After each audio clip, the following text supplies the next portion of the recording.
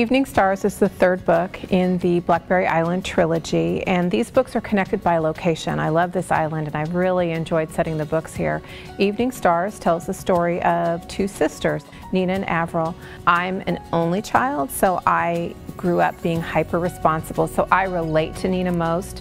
Avril was fun because she got to do the things that Nina and I could never do.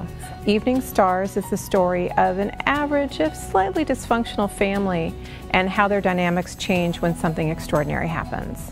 I do try to write a certain kind of heroine, not a type. I think my heroines are different, but I do want them to share universal characteristics. I want them to be strong and fun and funny and smart and the kind of woman you'd want to have lunch with, that you'd want to live next door or across the street.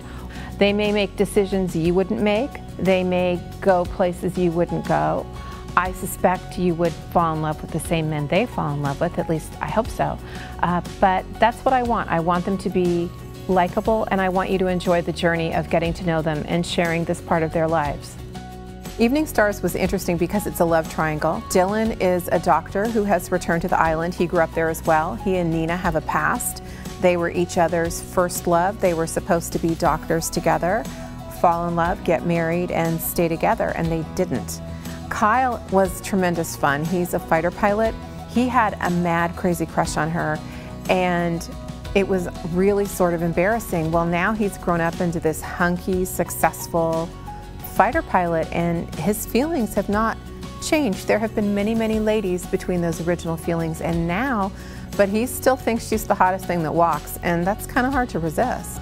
The island is incredibly significant to the story because there is an antique store that the family owns called Blackberry Preserves, and it is in disarray, and it's run down, and it's failing, and it is a metaphor for Nina's life.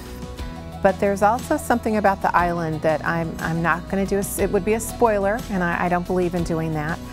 But should you read the book, you will find out at the end how significant the island is to Nina's decision as to what she's going to do now.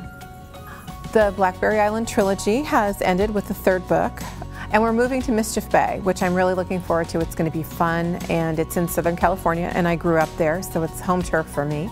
And I'm writing that book right now. It's good, it's intense, but it's really going to be good.